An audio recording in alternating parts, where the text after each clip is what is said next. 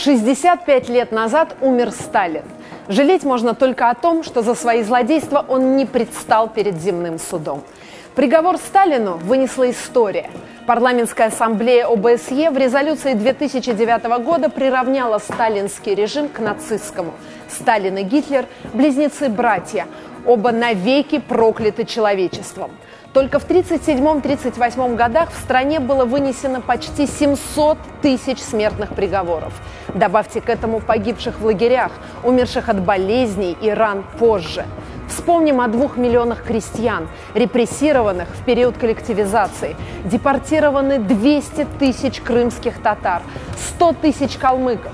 Из полумиллиона депортированных чеченцев и ингушей погиб каждый четвертый. Будь он вовеки проклят.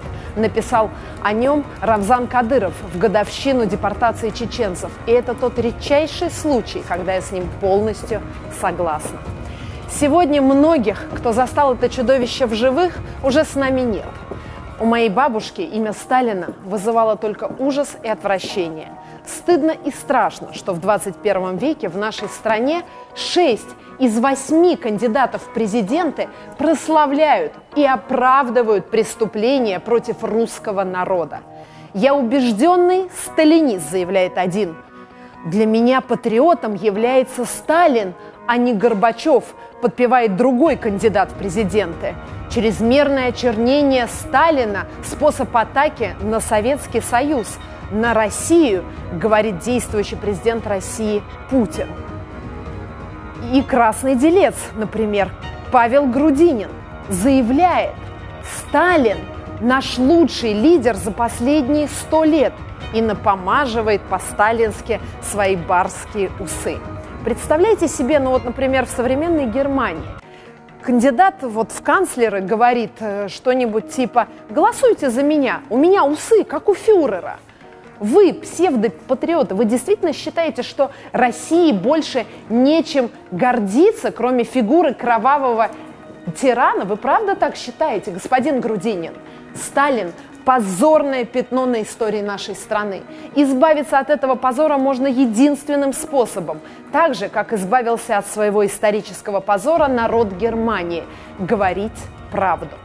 Правда в том, что Сталин ответственен за смерть миллионов людей, невиновных, раненых, стариков, детей.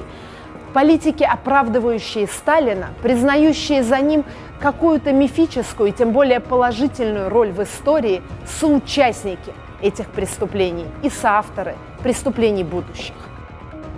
Можно, конечно, повесить на одну стену портреты убийцы и его жертв, но придется выбирать. Хотим ли мы жить в стране Николая Вавилова, Сергея Королева, читать Мандельштама, смотреть фильмы Смоктуновского и Жонова или навсегда оставаться в плену Сталиных, Абакумовых и Берий? Сталин должен быть убран с Красной площади. Его публичная реабилитация должна стать преступлением наравне с оправданием фашизма. А политики, мечтающие о возвращении эффективных 40-х и 50-х, должны работать экскурсоводами в музее ГУЛАГа, а не вести нашу страну в будущее.